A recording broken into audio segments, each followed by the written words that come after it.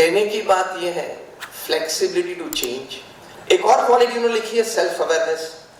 मैं क्या हूं, क्या कर रहा हूं, क्या बोलना चाहिए, किस प्रकार का बर्तन रखना चाहिए, मेरे आसपास कौन लोग हैं, how can I relate with those persons, how can relate exactly with the topic with those persons.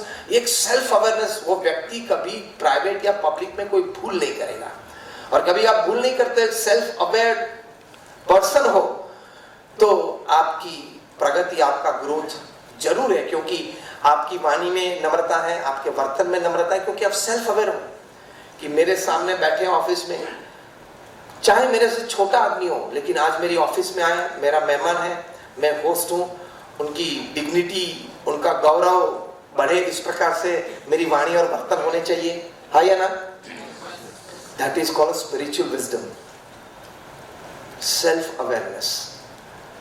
तो वो व्यक्ति बाहर जाके बाजार में दो बात आपके बारे में ये बोलेगा कि व्यक्ति बहुत अच्छे हैं, चलो डील तो हुई ना हुई, काम धंधा तो आगे बढ़ा ना बढ़ा, लेकिन व्यक्ति मिलने लायक है, व्यक्ति अच्छे हैं। आप भी किसी के बारे में बोलते होंगे और किसी के बारे में कोई बोलता होगा तो आपने इस प्रकार की बातें उनके मुख में सुनी भी होगी। कोई व्यक्ति के बारे में बाजार में जब उनका नाम आए तब it is only one voice, nothing to see, आता है ना ऐसी बात, because he is a self aware person. कभी एक शब्द भी ऐसा नहीं बोल लेते किसी का अपमान, किसी का एक ऑफेंडिंग वर्तन भी उनके जीवन में कभी नहीं आता। दे एक्सट्रीमली सेल्फ अवेयर। हमारे गुरु प्रमुख स्वामी महाराज जिनका जिक्र किया गया, जिस संस्था में से मैं आता हूं, बीएपीएस स्वामीनारायण संस्था, वो दुनिया में प्रथम 10 एनजीओ में से एक एनजीओ है। हम दुनिया भर में 1800, ध्यान से सुनना, आपकी लेंस से देखना, रियल्टर्स की लेंस से देखना, हम 1800 hospitals, hostel, schools, college, community centre, संस्कार केंद्र, मंदिर और अक्षरधाम दुनिया के 45 देशों में चलाते हैं। आपकी भाषा में मैं बोलूं तो हम भी एक एमएनसी हैं, एनजीओ एमएनसी है। और यूनाइटेड नेशंस यूनो में हमारी एक परमानेंट सीट है, बीएपीएस स्वामीनारायण संप्रदाय की एक परमानेंट सीट है। और हम तो रोज ये भी प्रार्थना करते हैं कि भारत देश को भी यूएनएससी में एक परमानेंट सीट मिल जाए, जिसके लिए हमारे माननीय प्रधानमंत्री श्री प्रयत्नशील है। मतलब 1800 जमीन पे हमने 1800 प्रोजेक्ट किए हैं, आपकी भाषा बोल रहा हूं। इसमें से 1300 प्रोजेक्ट हमारे गुरु हरि प्रमुख स्वामी महाराज ने किए, वे भी from his age of 51 to 95। He became the guru of the organization at the age of 51. From his age of 51 to 95, those 45 years, he did 1300 hospitals, hostels, schools and colleges. मतलब raw जमीन में से एक building, एक institution खड़ा किया, और उस इंस्टीट्यूशन को चलाने के लिए हमारे समर्पित स्वयंसेवक को तैयार किए। और आज भी सभी वो 1300 संस्थाएं सवाई चल रही है, उनके जाने के 10 साल के बाद भी आज इस तरह का एक इकोसिस्टम तैयार किया। और आज हमारे बीएपीएस संस्था में हमारे गुरु हरि है Mahant Swami ji Maharaj. He became the guru of this organization at the age of 83। Today he is 93। आप समझ लो कोई 83 के व्यक्ति 1300 संस्थाओं की जिम्मेदारी ले सकता है क्या? चाहे आपको सीईओ या एग्जीक्यूटिव चेयरमैन बना दे भी तो भी आप कहेंगे यार मेरा नक्की नहीं, मैं रोज सुबह ऑफिस आऊं ना आऊं, आप आओ ना आप आओ, हेल्थ वगैरह की चिंता रहती है।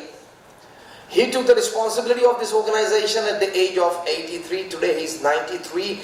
In the last 10 years, he gifted 767 institutions of social service to the society.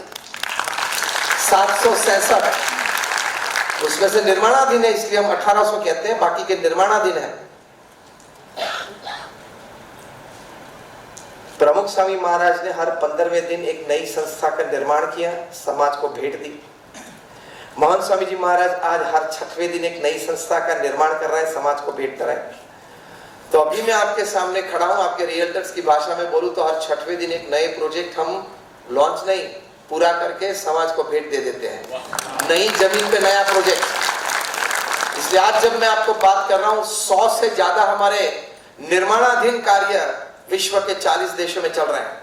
आप सभी ने अक्षरधाम देखा है दिल्ली में या गांधीनगर में? Raise your hands if you been to Akshardham. आप सभी ने देखा है। उसी संस्था में से मैं आता हूँ। आपने BAPS हिंदू मंदिर अबू धाबी का नाम सुना है? उसी संस्था से हम आते हैं। आपने Swaminarayan Akshardham Robbinsville America New Jersey में दुनिया का सबसे बड़ा वेस्टर्न वर्ल्ड में हिंदू मंदिर, 300 एकड़ पे 1.9 million cubic feet of carved stone. आपका कोई building project 20 lakh cubic feet का हो तो छोटा लगता है, बड़ा लगता है? बड़ा नहीं, बहुत बड़ा। वो तो RCC का है। ये पत्थर का नक्काशी काम 19 लाख क्यूबिक फीट का पत्थर का काम, RCC का नहीं। 50-70 साल में गिर जाए ऐसा नहीं, 1500 साल टीके ऐसा है वो। और लॉजिस्टिक्स आप सुन लो, यहाँ के पत्थर ग्रेनाइट और मार्बल अमेरिका में काम में नहीं आते हैं, वहाँ न्यू जर्सी में, क्योंकि विंटर में टेम्परेचर जाता है -30 -40 जब विंडी होता है। उसमें ये भारत के पत्थर, कोई भी गर्मी के प्रदेश के पत्थर या ग्रेनाइट वहां फट जाते हैं, सहन नहीं कर सकते ये माइनस के टेम्परेचर से। तो कोल्ड कंट्रीज में से ही लाना होता है। तो हमने बेल्जियम से वहां से पत्थर लाए, ग्रेनाइट लाए ग्रीस से, इटली से मार्बल लाए, कंटेनर्स में यूरोप से, हम कंडला में गुजरात में वहां लाए। वहां से हमारी 26 साइट राजस्थान में चल रही थी, वहां 4000 से ज्यादा कारीगर, उन्होंने 8-10 साल काम किया, उन्होंने पत्थर की घड़ाई की। वहां से पत्थर, घड़े हुए पत्थर हम कंडला ले गए बाय रोड, कंडला से कंटेनर्स भर के न्यू जर्सी ले गए, वहां पोर्ट पे उतरे, वहां न्यू जर्सी से वापस बाय लैंड वहां रॉबिन्सविल साइट पे गए। लॉजिस्टिक्स आप समझ सकते हो ना, कोई भी पागल हो जाएगा। 19 लाख घन फुट पत्थर, 19 lakh cubic feet of stone. That includes marble, that includes granite, everything. तो उसका भी उद्घाटन समारोह हुआ 2023 में, उस संस्था से मानते हैं। ये मैंने जो पिछले 5-7 मिनट में प्रमुख स्वामी महाराज और महंत स्वामी महाराज की बात बताई, उसमें एक शब्द कॉमन है, ग्रोथ। 45 साल में 1300 संस्थाएं, मतलब हर 15वें दिन एक संस्था का निर्माण, या हॉस्पिटल, हॉस्टल, स्कूल, कॉलेज, कुछ भी। महंत स्वामी जी महाराज 10 साल में 767 संस्थाओं का निर्माण, मतलब हर 6वें दिन एक संस्था का निर्माण। रॉ जमीन खरीदना या कोई हमें भेंट दे, डोनेशन, उस जमीन को लोकल गवर्नमेंट बॉडीज में क्लियर करना। इस बाजू हमारे जो डेजिग्नेटेड आर्किटेक्ट्स हैं वो प्लान डिजाइन करते हैं, वो लोकल बॉडीज में प्लान्स क्लियर होना है। BAPS एक चैरिटी ऑर्गेनाइजेशन है, we are non profit organisation, so हम फंड्स रेज करते हैं सोसाइटी में से। फिर ग्राउंड ब्रेकिंग सेरेमनी परफॉर्म होती है, कॉन्ट्रैक्टर निश्चित होते हैं, टेंडर डिश आउट होने के बाद कॉन्ट्रैक्टर नक्की होते हैं, वो कंस्ट्रक्शन चालू करते हैं। 2-3 मंजिले, 5 मंजिले, 10 मंजिले की इमारत तैयार हो जाती है। वो चलाने के लिए हमारे मुख्य जो कार्यकर्ता स्वयंसेवक चाहिए वो मिल जाना, और कोई पेड स्टाफ मिल जाना। फिर उसका उद्घाटन समारोह, इनॉग्रेशन सेरेमनी हो जाना, और वो संस्था को समाज की सेवा में रख देना। ये जो मैंने आपको पूरी कहानी बताई, रॉ जमीन से लेके उस संस्था को समाज की सेवा में रख देना, वो हर 6वें दिन आज हमारी संस्था में कहानी पूरी होती है। ये ग्रोथ, इसको ग्रोथ नहीं बोलते, क्या बोलते हैं? Exponential growth. इसको क्या बोलते हैं? Expressway growth. आप भी ये कर सकते हो। इसके पीछे सिर्फ एकेडमिक्स नहीं, इसके पीछे आपने 2-3 अच्छे सीनियर सिविल इंजीनियर रख दिए, वो काफी नहीं है। इसके पीछे सिर्फ आपके पास पैसे, इन्वेस्टर्स हैं, आपके पास पैसे, आपके पास कोई इन्वेस्टर्स है, इससे ये नहीं होता है। आपके पास बढ़िया ऑफिस है, बढ़िया प्लानर्स है, आर्किटेक्ट्स है, इससे ये नहीं होता है। आपके पास मार्केट में अच्छी कनेक्टिविटी है, इससे ये लेवल का ग्रोथ नहीं होता है। जो मैंने डिस्क्राइब किया वो सभी के पास है, हाँ या ना? एकेडमिकली क्वालिफाइड पीपल आप लोगों के पास है, पैसे की व्यवस्था करते हो, कर सकते हो, इन्वेस्टर्स ये हो, वो भी व्यवस्था मार्केट में है।